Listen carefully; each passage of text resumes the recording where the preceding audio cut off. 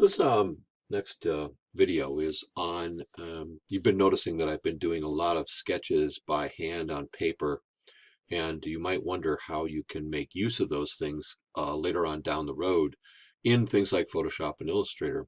So this next project or this next video details how you can take a scan of something that you've done as simply, pen and ink, black lines on a white sheet of paper, and translate that into a drawing that you can then actually use in Photoshop by lifting the line work out of the sketch that you've done.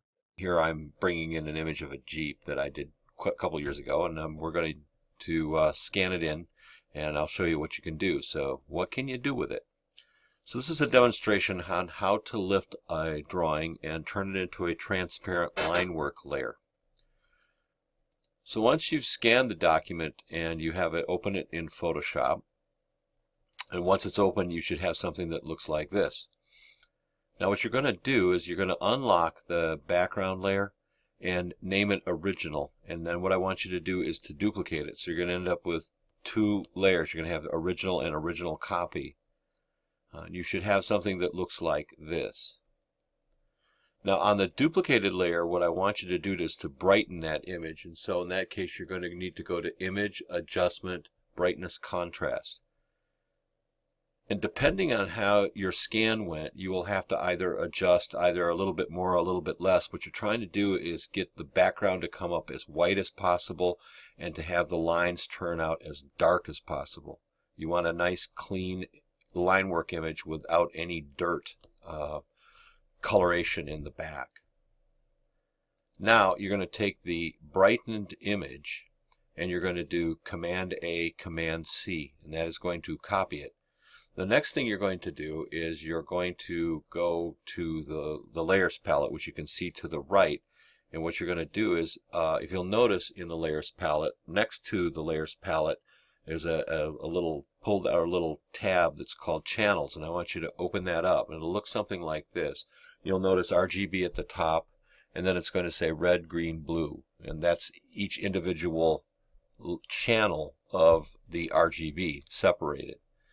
That doesn't matter to us right now. What I want you to do is I want you to open a new layer in the Channels palette. So click on your duplicate layer icon in the lower right hand corner, and what will happen is the screen will go black, and don't panic, everything's fine. What you'll see at the bottom is this thing of the channel stack. You'll see something called Alpha 1. What I'm going to ask you to do now is you can either use the keyboard shortcut, which is Command V, or you can use the pull down Edit Paste, and you're going to paste that drawing into that layer, and then I want you to name that layer Line Work Layer. So don't leave it Alpha, call it Line Work Layer.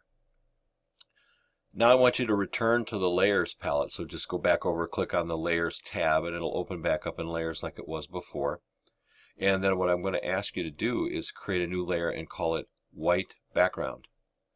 And then you want to fill that layer with white. So the Jeep will disappear, but as you can see, they're still there. The layers below that all contain your drawing, and you have another copy of it in the Channels layer, although you can't see it right now. What you're going to do now is you're going to create another layer, and you're going to name it Line Work Layer, and this was where your drawing will reappear.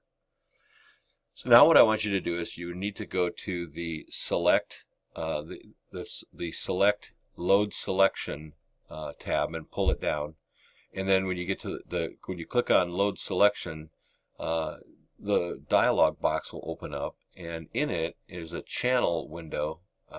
And when the channel window opens up, I want you to use the pull down arrow in the Channels window, and when you do that, it'll open, and you should see the name of the layer that you created in that, and here it's called the line work layer. So I want you to click on that and open it. And when it happens, you'll see this occur, and it'll be a whole bunch of the marching ants this time. And what they're doing is they're representing the line work that was in the alpha channel, which you've named line work, and it's now appeared on your screen.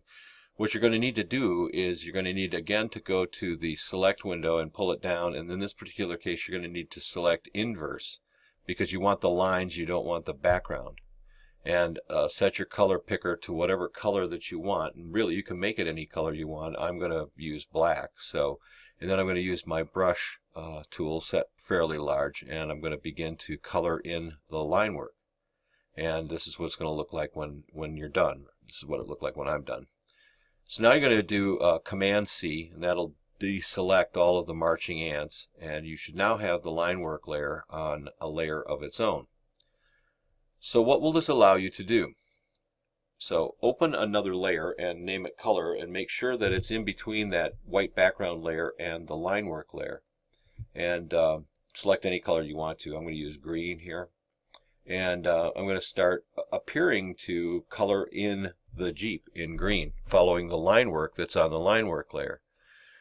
If I so choose to, like I said, it's on a layer of its own, and you can prove this to yourself. If you shut off the line work, you'll see that the color itself is on a layer of its own. And that means that if I made a mistake in the color and I don't like it, I can just throw the entire layer away, and my line work is protected. It's still there. And you can see this if you turn off the white background layer. You'll see that the line work is on a layer of its own. This is really important because then you can use your line work as a basis for actually doing painting. Eventually you can get rid of the line work altogether and just let the painting stand for itself, which is a lot more friendly than working on a canvas with paints, because a lot of times you're fighting to get rid of the line work. And in this particular case, you can erase some of the line work that you don't want to show. You can go over the line work with a layer of color. There's 1,000 things that you can do, but this is a real advantage to be able to pull in the line work on a layer all of its own and use it that way. So we'll investigate some of that a little bit later on here, but I wanted you guys to figure out how to do this. So then I hope that this helps anytime that you need to use these in the future. And I will see you guys in the next video.